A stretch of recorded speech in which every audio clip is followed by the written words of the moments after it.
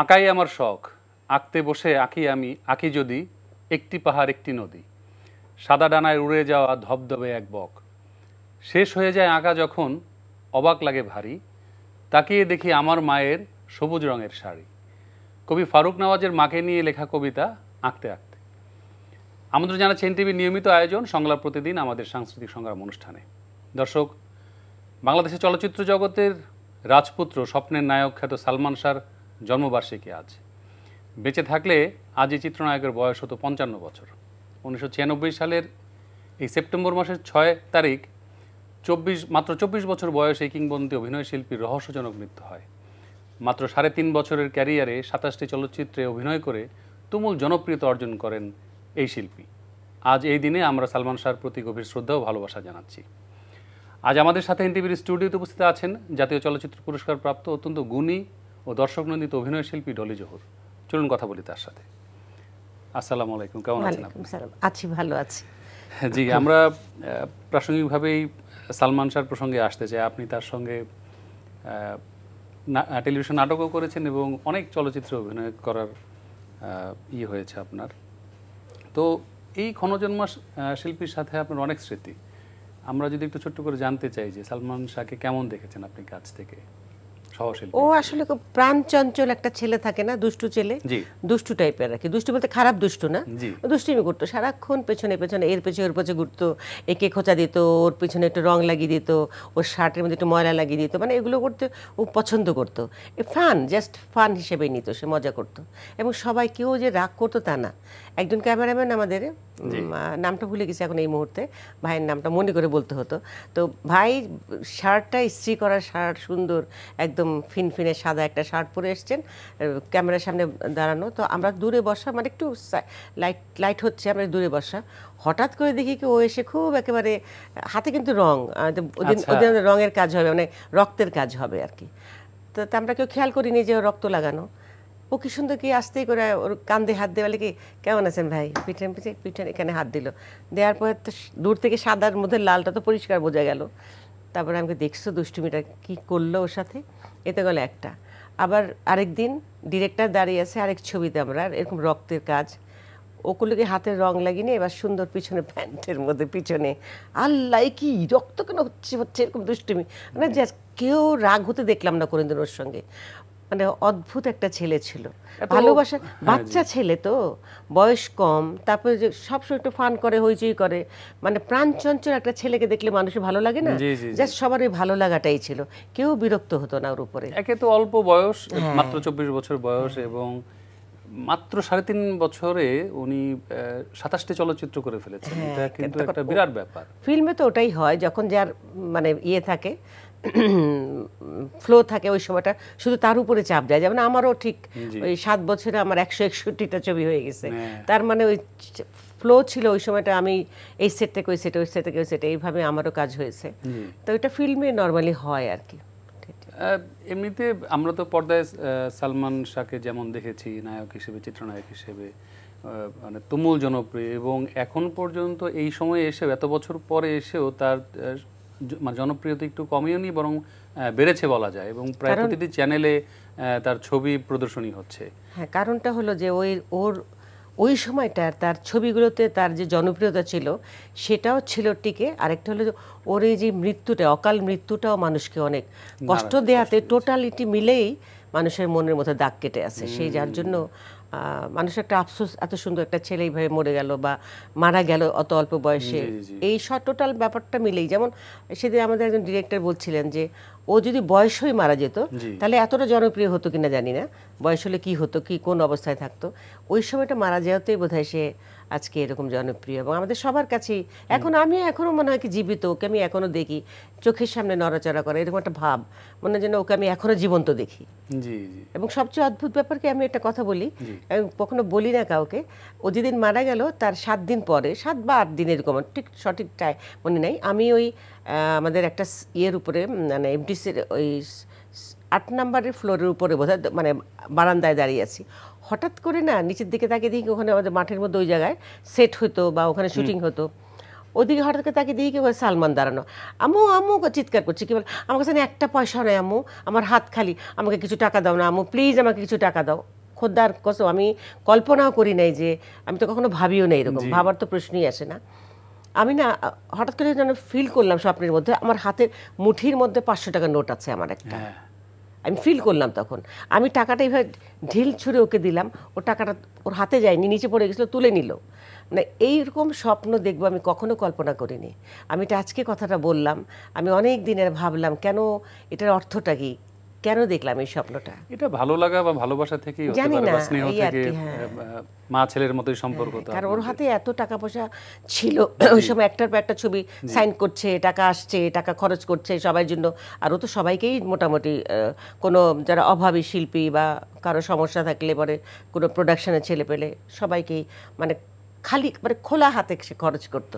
একটু দান করার ব্যাপারে ওর কোনো রকম দ্বিধা ছিল না, পকেটে টাকা আছে দিবে না কেন, দিয়েই যেত সবাইকে। সত্যি এটা একটা আসলে চলচ্চিত্রের জন্য অপূরণীয় ক্ষতি। অবশ্যই। তো আমরা এই যে শুরুতেই মাকে নিয়ে একটি কবিতা বলছিলাম কবি ফারুক নেওয়াজের, এবং আমরা জানি যে আপনার ছেলে রিয়াসাত সুদূর অস্ট্রেলিয়ায় থাকে, সেও কি তার মাকে নিয়ে এমন ছবি আঁকে? না না, আমার ছেলে একটু অন্যরকম। আমার ছেলে একটু চাপা, প্রকাশটা খুবই কম। যেমন অস্ট্রেলিয়া যাওয়ার পরে প্রথম হয়তো মন খুব খারাপ করে থাকতো, কোনো সব ব্যাপারেই আমার বউ বুঝতে পারছিল যে একটুখানি ম্লান থাকে। তো ও তখন আমার বউ আমাকে প্রায় বলতো, মাস 2-1-এর মধ্যে আমার বউ বলতে শুরু করলো, মা আপনি আসেন, আপনার ছেলে স্বাভাবিক হতে পারছে না, আপনার ছেলে আসার সময় যেরকম ভাবে আসছে এখন এখানে আস্তে আস্তে আরো কেমন যেন হয়ে যাচ্ছে, চুপ হয়ে যাচ্ছে, আনমনা থাকে। হ্যাঁ, এটা আমার খারাপ লাগছে, ভালো লাগছে না, আপনি আসলে বোধহয় স্বাভাবিক হবে। তো তাড়াতাড়ি করে আবার সবকিছু করে 3.5 মানে আমার জানতে ইচ্ছা করে, এখন দেখা যায় যে একটা প্রবণতা আছে প্রায় শিল্পীদের বা সিনিয়র সিটিজেনদের দেশের বাইরে চলে যাওয়ার বা সেটেল হওয়ার, একটা নিশ্চিত জীবনের দিকে চলে যাওয়ার একটা চিন্তা থাকে বা চেষ্টা থাকে, আমরা দেখেছি। কিন্তু আপনি কেন দেশে মানে রয়ে গেলেন বা কেন মানে বিদেশে সেটেল হননি? আমার ধারণা হলো যে আমি যে কদিন বাঁচি সে কদিন ছেলে, যদি আমার সচল থাকে, অচল না হই, ছেলের কাছে যাতায়াত করব। আমি একদম একবারে যেয়ে থাকতে পারবো না, কারণ আমি অনেক বছর থেকে, সে 2000 থেকেই তো আমি বহু দেশে গেছি। আমি শুটিংয়ের উসিলায় যেমন যেতাম, ও মা পরদিন সকালে ও যেখানে যেয়ে পৌঁছাতাম, ইটালি যেয়ে পৌঁছে পরের দিন সকালবেলা উঠে কাঁদতে শুরু করলাম, বিছানায় শুয়ে শুয়ে কাঁদছি। তো যে বাসে উঠেছে সে বাসার মেয়েটা আমাকে দেখে বলে কি ব্যাপার আপা এরকম, বুঝে গেল যে মাউন রশিদকে যে বলে কি, ডলে আপা তো কাঁদতেছে বিছানায় শুয়ে শুয়ে, উঠতেছে না। মাউন ভাইকে ওর ছেলের জন্য মন খারাপ লাগছে নিশ্চয়ই, ছেলেকে রেখে আসছে। তখন আমার ছেলে কতটুকু মানে এই আর কি, মানে 2001-এর কথা বলছি। তো ছেলের বয়স ছিল, ছেলের জন্ম হয়েছে 85-তে, তো ওই বয়সটা আর কি। তা যাই হোক, শেষে মামুন ভাই বলে, ওর নিশ্চয়ই ওর খুব মন খারাপ লাগছে, তুমি এক কাজ করো, ওকে নিয়ে যে কোথাও থেকে ফোন করা যায় কিনা একটু ব্যবস্থা করে দাও, ও ছেলের সাথে একটু কথা বলুক। তারপরে যে আমাকে ও ঠিকই উঠায় নিয়ে গেল, কথা বললাম, এই আর কি। মানে আমার যেখানেই যেতাম আমার কাছে মনে হতো কি আমি একা কেন আসলাম, হ্যাঁ, আমার ছেলেকে নিয়ে আমার স্বামীকে নিয়ে এখানে আসলে কত ভালো হতো, সব দেখতাম। এটা ছিল একটা সময়। আর এখন ছেলের সঙ্গে যে থাকা মানে আমার মনে হয় যেন ছেলে তো মোটামুটি এস্টাবলিশড, ওর সাথে ওর বউ আছে, ওর সঙ্গে ওর বাচ্চারা আছে, ওর জীবনটাকে ওর মতো করে চলুক। এখন তো আমাকে খুব একটা দরকার নাই ওর, আমি আছি, আমি আমার মতো থাকি। কারণ সবচেয়ে বড় কথা আমি বিদেশ যেয়ে থাকতে পারি না, যত সুন্দর জায়গায় হোক। তো আপনি আপনার জন্ম এবং বেড়ে ওঠা ঢাকাতেই, এবং ঢাকা বিশ্ববিদ্যালয়ের সমাজ কল্যাণ বিভাগ থেকে সমাজবিজ্ঞানে পড়ার সময় তো আপনি প্রথম নাটকে অভিনয় করেন, সেখানে তারও আগে থেকে অভিনয় করি। আচ্ছা। আমি আমার এলাকাতে বড় ভাইয়ারা আমাকে ওই বাৎসরিক ফাংশনগুলো হতো না, মঞ্চ নাটক, কবিতা আবৃত্তি, গান, নাচ, সমস্ত কিছু করতাম তখন। আমি সেটাই আমার জানতে চাওয়াছিল যে হঠাৎ করে আপনি ডিপার্টমেন্টে আসার পর নাটকে কিভাবে যুক্ত হলেন? তার মানে আগে থেকেই এটা ছিল চর্চা? হ্যাঁ, ডিপার্টমেন্টে এসে ডিপার্টমেন্টের প্রথমেই যেদিন আমাদের যে বছর মানে ভর্তি হলাম সেই বছরে আমাদের সাংস্কৃতিক অনুষ্ঠান হলো, সেখানে সপ্তাহ হলো, সপ্তাহ, সাংস্কৃতিক সপ্তাহ আমাদের ডিপার্টমেন্টে, আমি ওখানে নাটকে জয়েন করলাম। আচ্ছা, তারপর আপনি নাট্যচক্রে চলে গেলেন? নাট্যচক্রে গেলাম ওই যে ওই ইয়েতেই, ফ্লোতেই চলে গেলাম। এরপর আবার আপনি আপনার স্বামী, আপনি বলছিলেন যে প্রয়াত অভিনেতা জহুরুল ইসলামের সাথে আপনি যুক্ত হন কত্থক নাট্যগোষ্ঠীতে। কত্থক নাট্যগোষ্ঠীতে, জি। তো তারপর আবার সেখান থেকে চলে যান মামুন রশিদের বাংলা থিয়েটারে। চলে যাই না ঠিক, আমি কত্থক করতে করতে আমাদের প্রাগৈতিহাসিক নাটকটা হচ্ছিল তখন, তো মানিক বন্দ্যোপাধ্যায়ের ওটা হচ্ছিল। তার মধ্যে হঠাৎ করে একদিন মানে বলা নেই কারণে ঝড় হয়ে আমাদের সেট টেট সব ভেঙে নষ্ট হয়ে গেল। তা আমাদের সঙ্গে ছিলেন হলো টেলিভিশনের আমাদের মরহুম আলিমুজ্জামান দুলু, ওনার বাসায় থাকতো। সেটটা ভেঙে যাওয়ার পরে তো একটু ইয়ে হয়ে গেল যে শো হচ্ছিল না সেই মুহূর্তে। ওই সময় মামুন ভাই এই স্ক্রিপ্টটা, মানুষ নাটকের স্ক্রিপ্টটা লিখলেন আর কি। লিখে বললো, ডলি তুই যদি অভিনয়টা করিস, এই ক্যারেক্টার করিস, তবেই আমি এই নাটকটা করবো, তা নাহলে করবো না। আমি তোকে চিন্তা করে স্ক্রিপ্টটা লিখেছি। তারপরে বাসায় এসে বললেন, তা আমি তো প্রথম না না না আমি করবো না। তখন মামুন ভাই আবার জহুর, ওরা তো বন্ধু মানুষ, জহুর দেখ তো না করতেছে করবে নাকি, এখানে আমারে বলো না, আমি জানি না, ডলি করলে করবে না করলে না, সেটা তো ওর ব্যাপার, আমার না। একক নাটক ছিল? না না না, ওটার মধ্যে আমরা প্রাগৈতিহাসিকে ছিলাম আমরা 5 জন টোটাল। মানুষ নাটকে আমি একা ছিলাম, মেয়ে মানুষ, কিন্তু পুরুষ মানুষ ছিল মামুনুর রশিদ, তারপরে ফজলুর রহমান বাবু, পাভেল আজাদ, আর হলো মান্নান হীরা, আরেকটা ছেলে ছিল আবুল, আমাদের আবুল অভিনয় করে। 5 জন আমরা টোটাল। ও আজিজুল হাকিমও ছিল। তো তারপর আপনি আরণ্যকের হয়ে কাজ করেন? ওই তো ওখানে করতে করতে, আরণ্যক তো না, ওটা হলো বাংলা থিয়েটার থেকে শুরু হয়েছে, মানে ওই মানুষ নাটকটা বাংলা থিয়েটার থেকে শুরু হলো। তারপরে ওই আরণ্যকের নাটকে আমরা গেলাম ইটালিতে করতে, ওখানে মানুষও করেছি আমরা। এটা আর মানুষ তখন তো আগে তো নাজমা হাবি করতেন, নাজমা আনোয়ার, তো ওনার ক্যারেক্টারটা আমি ইবলিসে করলাম। মানে ওটা মিস করেছিলেন বা কোনো কারণে যেতে পারেননি শোতে? না না, তখন উনি ছিলেন না তো। ও আচ্ছা, তখন আমি করেছি। আচ্ছা আচ্ছা। তো এই যে একটা বর্ণাঢ্য অভিনয়ের আপনার মানে জীবন, কি বলবো যে সংগ্রাম, এটাকে সংগ্রামও বলবো না, এটাকে বলবো যে জার্নি। হ্যাঁ, কিন্তু একটা মেয়ে হিসেবে এত আগের যে আমাদের সমাজ ব্যবস্থা, রাষ্ট্র ব্যবস্থা, এটা আসলে এক ধরনের স্ট্রাগল বা সংগ্রামই বলা যায়। সেই বললে বলা যায়, একেবারে শুরু থেকে আজকের দিন পর্যন্ত যদি বলি যে কেমন লাগে পেছনে তাকালে?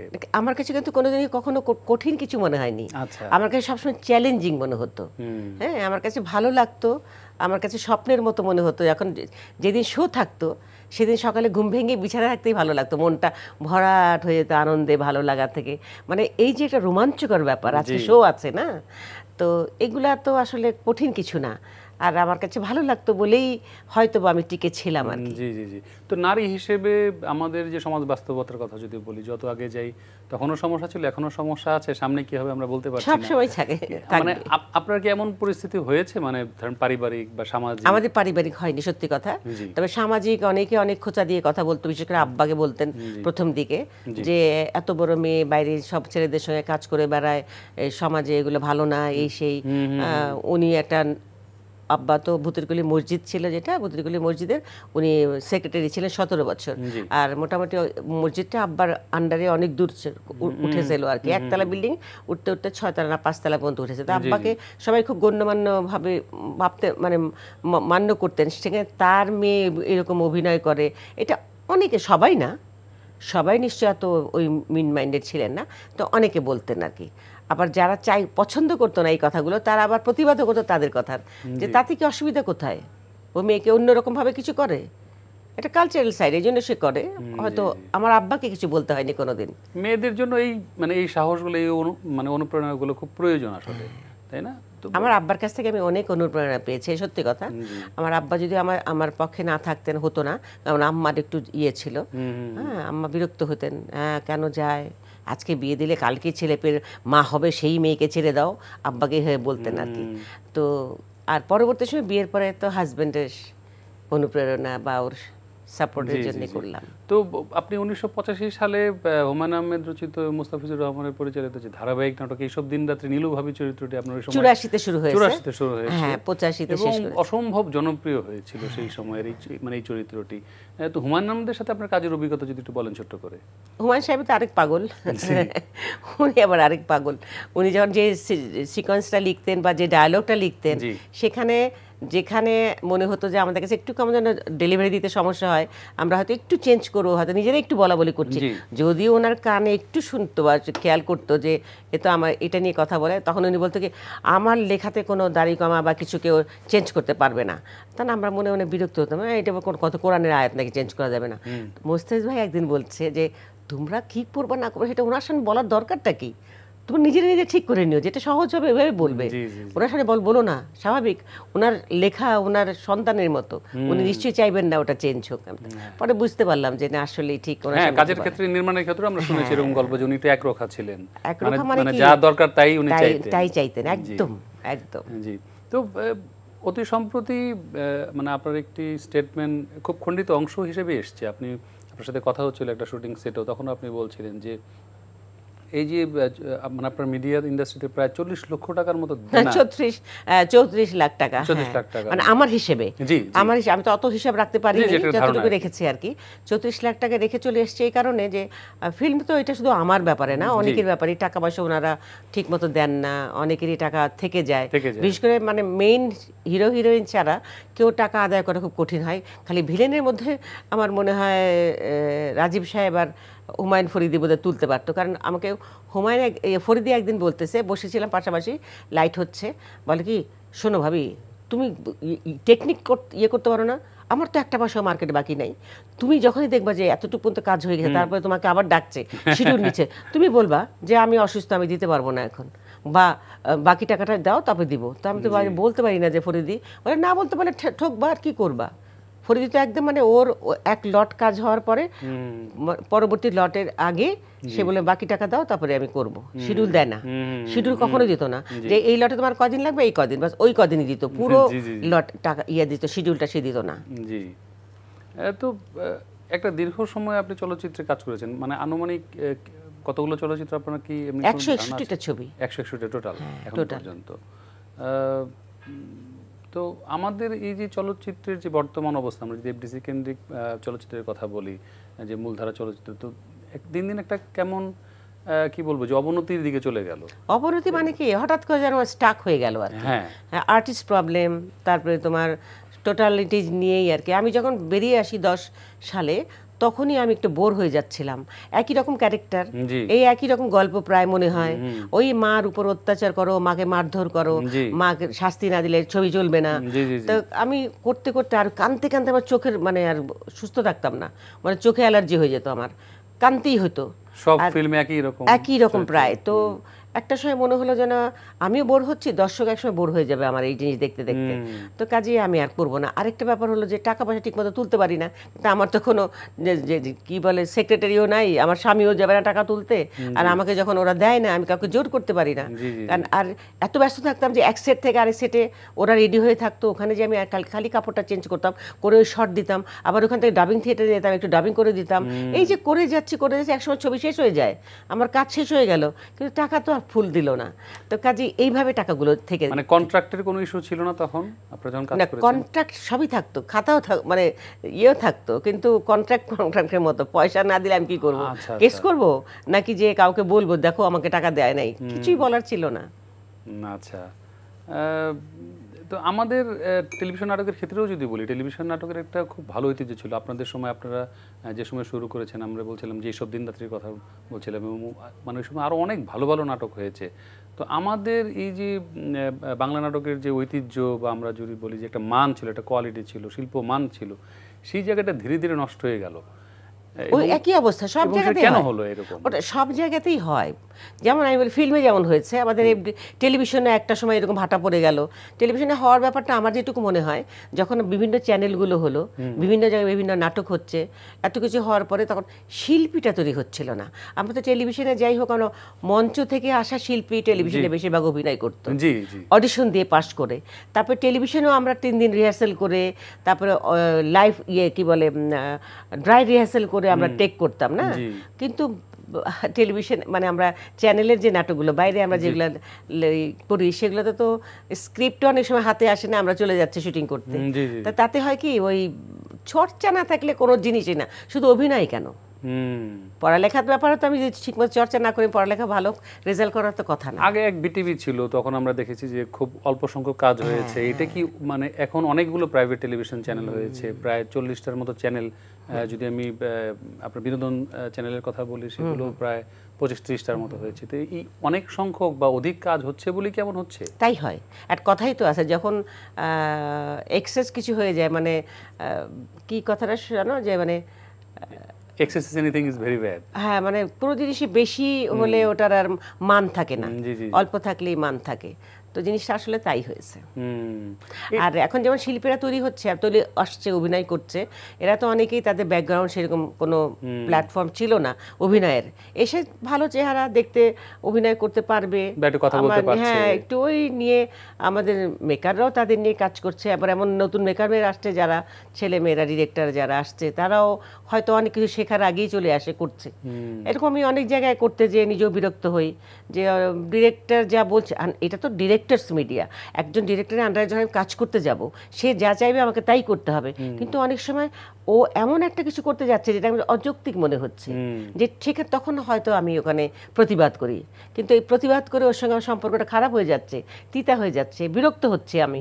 তো এটা হওয়ার চেয়ে না করাই বেটার। এই কারণে অনেক সময় অনেকের সাথে কাজ করতে যাই না। এই জন্য অনেকে আমাকে বলে, তোমার কি অহংকার, তুমি করছে যাও না কেন? আর একটা জিনিস, তুমি তো এগুলো করে এই পর্যন্ত এসছো, তোমার তো এটা কাজ। নো, কাজ হলেও কাজের ক্ষেত্র থাকতে হবে।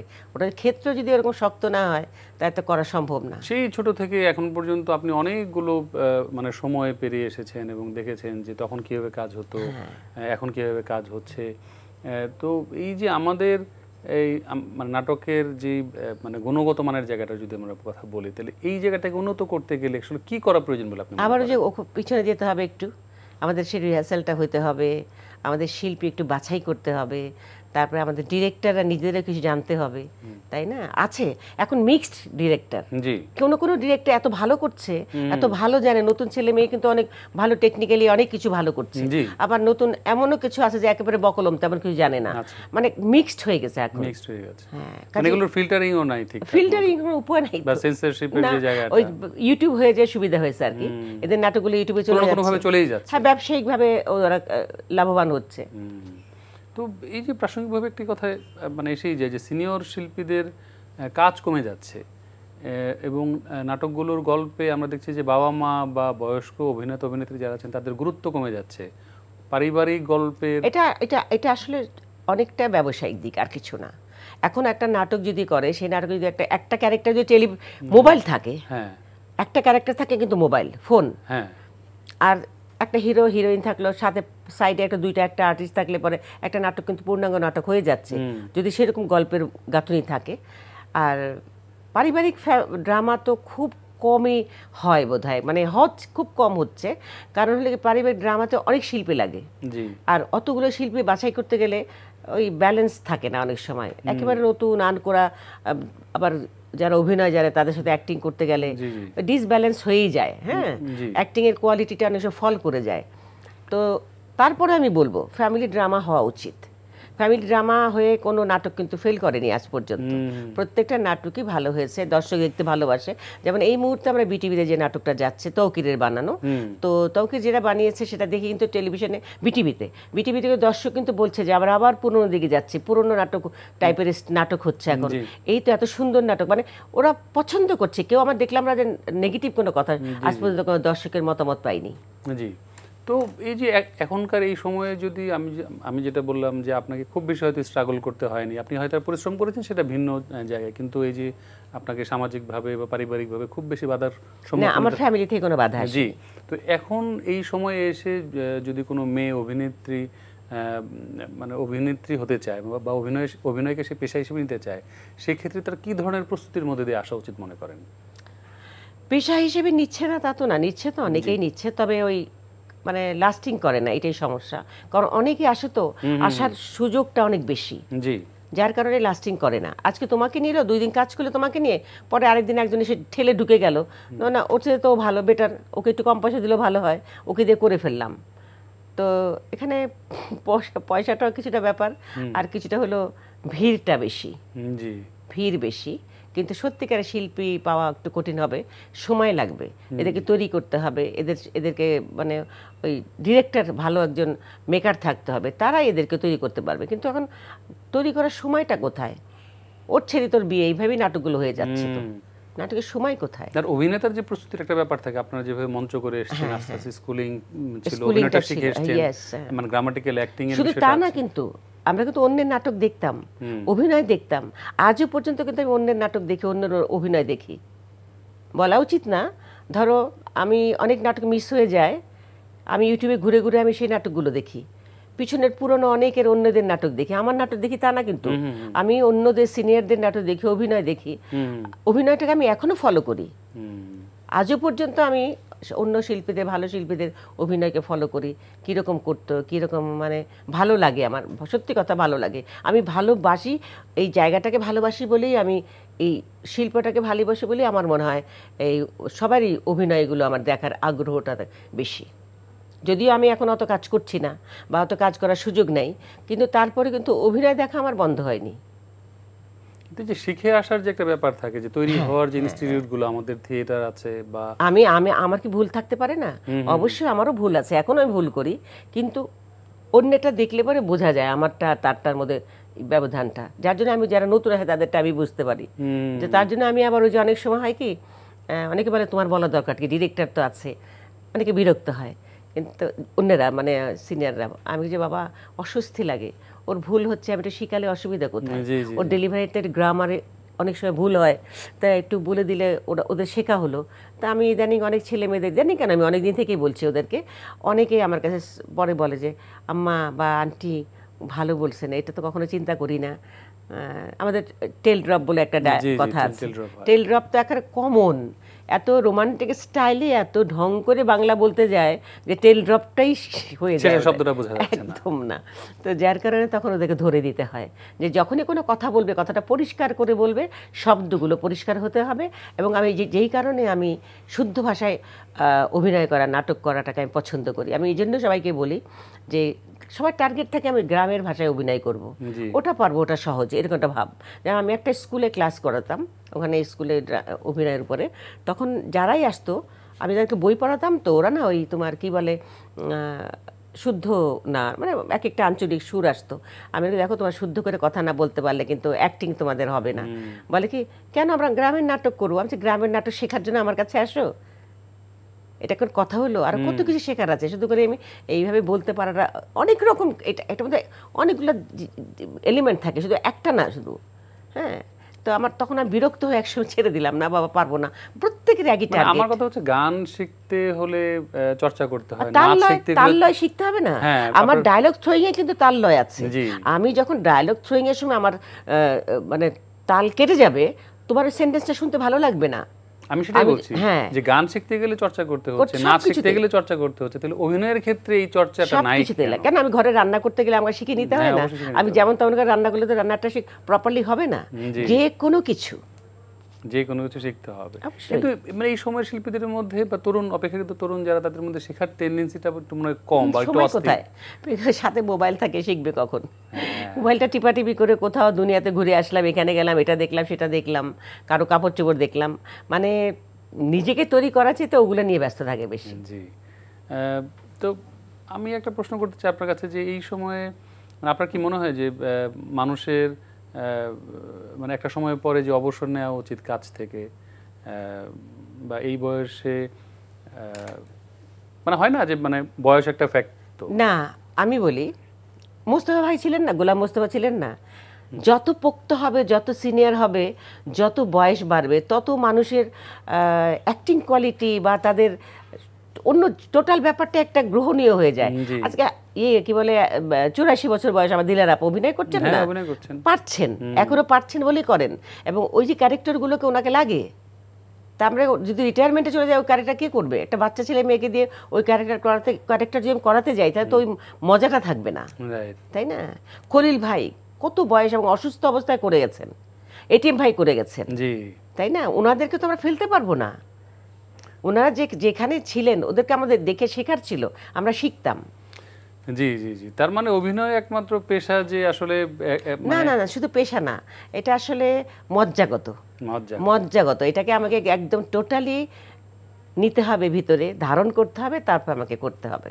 জি, অত্যন্ত ধন্যবাদ। আপনি আজকে আমাদেরকে আপনার অত্যন্ত ব্যস্ত সময়ের মধ্যে সময় দিয়েছেন, সেই উত্তরা থেকে এসেছেন, এই জন্য এনটিভির পক্ষ থেকে আপনাকে অশেষ ধন্যবাদ এবং কৃতজ্ঞতা জানাচ্ছি। আমি তো আমার দর্শকের কাছে সবসময় আসতে চাই। দর্শক আমাদের, ওদের জন্য আমরা যদি ওদের কাছে না আসি তাহলে তো ওরা আমাদেরকে ফেলে দিবে মন থেকে। এই কারণেই আসতে চাই। তোমাকে অনেক ধন্যবাদ যে আমাকে আমন্ত্রণ করেছো, এখানে আমার দর্শকদের সামনে এনেছো। জি, আপনি ভালো থাকবেন এবং আমাদের জন্য দোয়া করবেন। তোমাকে ধন্যবাদ। দর্শক, আপনারা দেখছিলেন সংলাপ প্রতিদিন, আমাদের সাংস্কৃতিক সংলাপ অনুষ্ঠানটি। আমাদের আয়োজন আজকের মতো এখানে শেষ হচ্ছে। পরবর্তী অনুষ্ঠান দেখার আমন্ত্রণ জানিয়ে আজকের মতো এখানে বিদায় নিচ্ছি। ভালো থাকবেন সবাই।